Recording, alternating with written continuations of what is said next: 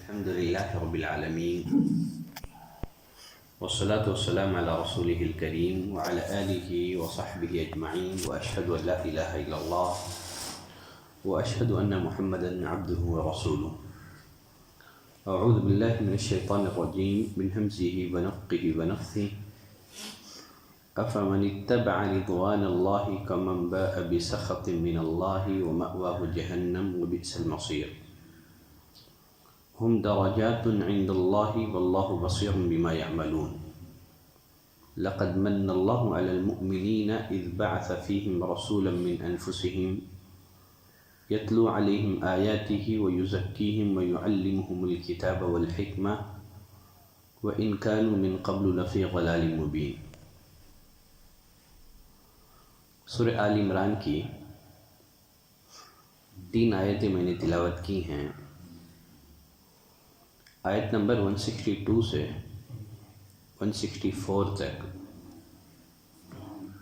ان آیتوں میں اللہ نے فرمایا افمن اتبع رضوان اللہ کمن باء بسخط من اللہ، کیا پس وہ شخص جو اللہ کی خوشنودی کے در پہ ہے اس شخص جیسا ہے جو اللہ کی ناراضگی لے کر لوٹتا ہے. یہ استفہام انکاری ہے، یعنی ایسا نہیں ہو سکتا. پس ان دونوں کا انجام اکثر مختلف ہے. اس قسم کا مضمون قرآن مجید کی اور کئی آیتوں میں بیان ہوا ہے. جیسے سورۃ السجدہ میں اللہ نے فرمایا افمن کان مؤمنا کمن کان فاسقا لا یستوون، کیا جو ایماندار ہے وہ اس کی طرح ہو سکتا ہے جو کہ فاسق و بدکار ہے. لا یستوون، نہیں، کبھی یہ دونوں برابر نہیں ہو سکتے. اور ایک جگہ اللہ نے فرمایا سورۃ القلم میں افنجعل المسلمین کالمجرمین، کیا ہم فرما برداروں کو مجرموں جیسا کر دیں گے، مسلمانوں کے ساتھ مجرموں جیسا برتاؤ کریں گے. ما لکم کیف تحکمون، کیا ہو گیا ہے تم کو، تم کیسے یہ فیصلہ کرتے ہو. دونوں کا انجام ایک جیسے نہیں ہو سکتا ہے، اس لیے کہ دونوں کے اعمال ایک دوسرے سے مختلف ہیں، تو انجام بھی دونوں کا ایک دوسرے سے مختلف ہوگا. اس سے یہ بات بھی واضح ہوا کہ قیامت کا قائم ہونا ناگزیر ہے، تاکہ انصاف کے تقاضے اپنے آخری اور کامل شکل میں پورے ہوں. ہر انسان کی فطرت اس بات کا تقاضا کرتی ہے کہ قیامت قائم ہو، جس میں نیکوکار کو اس کی نیکی کا پورا بدلہ ملے اور گنہگار کو اس کی کیے کی پوری سزا ملے. دنیا میں یہ ممکن نہیں ہے. پھر آگے اللہ نے فرمایا وَمَأْوَاهُ جَهَنَّمُ، یقیناً جو اللہ کی ناراضگی کے در پہ ہے مأواہ جہنم، اس کی جگہ جہنم ہے. وَبِئْسَ الْمَصِيرُ، جو بدترین جگہ ہے. ہم درجات عند اللہ، اللہ کے پاس ان کے الگ الگ درجے ہیں، یعنی ہر ایک کے لیے ان کے اعمال کے مطابق درجات ہیں. جنتیوں کے لیے درجات ہیں اور جہنمیوں کے لیے درکات ہیں. واللہ بصیر بما یعملون، اور ان کے تمام اعمال کو اللہ بخوبی دیکھ رہا ہے. پھر آگے اللہ نے فرمایا لقد من اللہ علی المؤمنین اذ بعث فیہم رسولا من انفسہم، بلا شبہ اللہ نے مومنوں پر بڑا احسان کیا جب اس نے ان میں سے ایک رسول بھیجا. اللہ نے مومنوں پر احسان کیا. آپ صلی اللہ علیہ وسلم کی بعثت اگرچہ سارے جہاں والوں کے لیے ایک بہترین نعمت ہے اور رحمت بھی ہے. وَمَا أَرْسَلْنَاكَ إِلَّا رَحْمَةً لِّلْعَالَمِينَ، اے نبی ہم نے آپ کو سارے جہانوں کے لیے رحمت بنا کر کے بھیجا ہے. چونکہ اس نعمت سے اور اس رحمت سے فائدہ اٹھانے والے مومنین ہیں، اس لیے اس آیت کریمہ میں خصوصیت کے ساتھ مومنین کا تذکرہ کیا گیا ہے. لقد من اللہ علی المؤمنین، اللہ نے مومنوں پر احسان کیا. یہ مضمون ایسے ہی ہے جیسے اللہ نے قرآن مجید کے بارے میں کہیں کہا کہ ہدی للناس اور کہیں کہا ہدی للمتقین. اذ بعث فیہم رسولا، جب اس نے ان میں ایک رسول بھیجا. تو رسول اللہ صلی اللہ علیہ وسلم کی بعثت بذات خود اللہ کی ایک نعمت ہے، اللہ کی ایک رحمت ہے. رسول کے ذریعے سے لوگ اپنے خالق کو پہچانتے ہیں، اپنے مالک کو پہچانتے ہیں، اپنے مقصد حیات کو جانتے ہیں، اور آخرت کی زندگی کو کامیاب اور کامران بناتے ہیں. اذ بعث فیہم رسولا، جب اس نے ان میں ایک رسول بھیجا، من انفسہم، جو انہی میں سے ہے. نہ وہ فرشتہ ہیں نہ وہ جن ہیں، بلکہ بنی نوع انسان میں سے ہے. عبداللہ بن عباس رضی اللہ تعالیٰ عنہ من انفسہم کی تفسیر کرتے ہوئے فرماتے ہیں کہ آپ ولد اسماعیل میں سے ہیں، انہی میں سے ہیں، انہی کے جنس میں سے ہیں.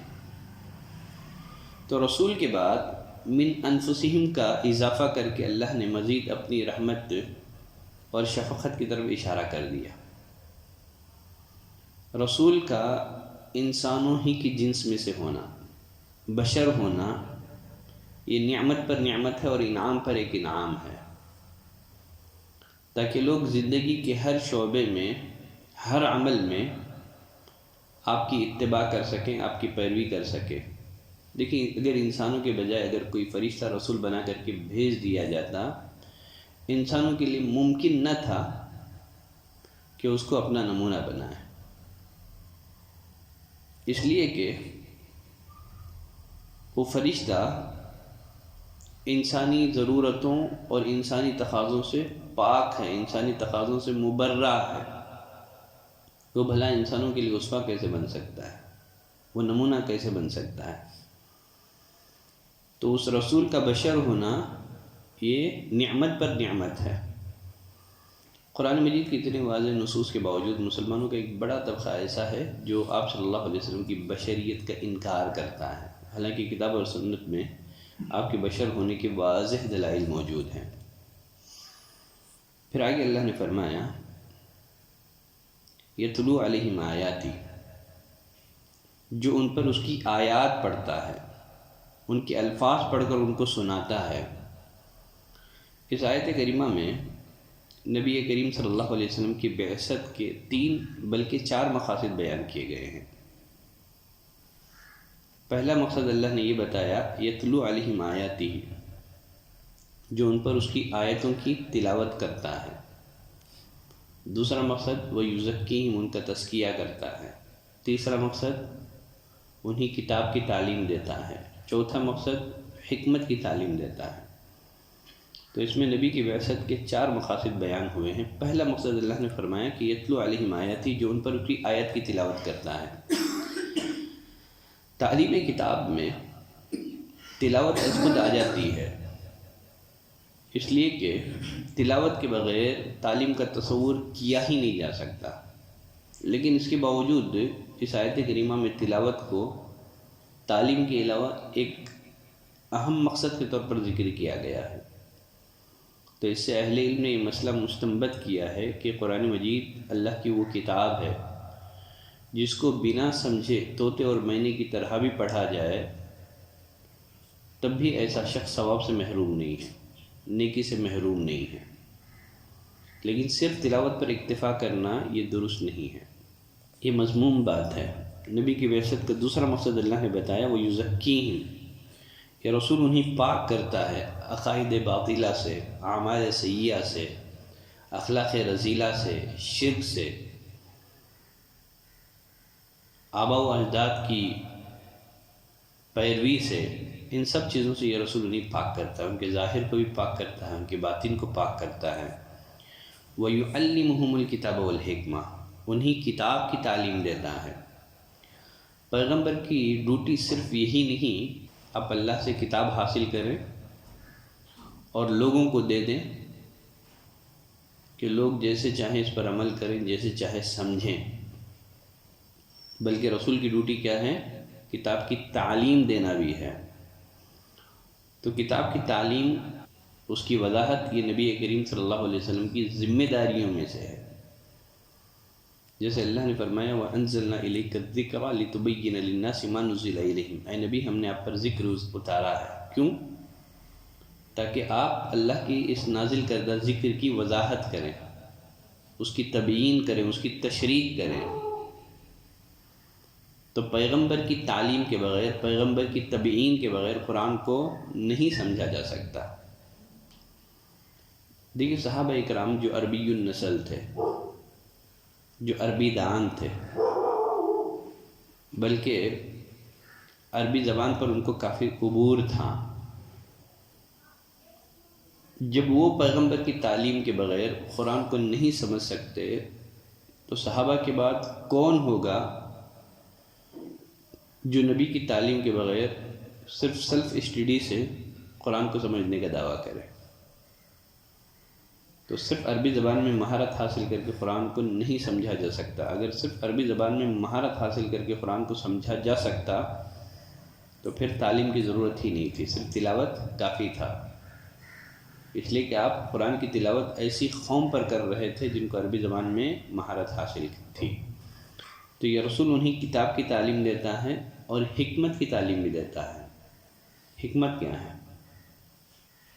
حکمت سے مراد حدیث ہے، حکمت سے مراد نبی کریم صلی اللہ علیہ وسلم کی سنت ہے، جیسے امام الشافعی رحمۃ اللہ علیہ نے بھی اس کی وضاحت کی ہے، اور علامہ ابن القیم رحمۃ اللہ علیہ بھی فرماتے ہیں کہ حکمت سے مراد نبی کریم صلی اللہ علیہ وسلم کی سنت ہیں، اس پر سلف کا اتفاق ہے۔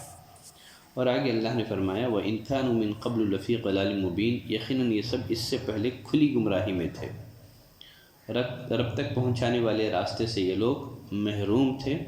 اللہ نے اس نبی کو بھیج کر کے ان کی تعلیم، ان کی تربیت کا انتظام کیا۔ تو آج کے لیے یہ 3 آیتیں کافی ہیں۔ سبحانک اللہم و بحمدک، اشہد ان لا الہ الا انت، استغفرک و اتوب الیک۔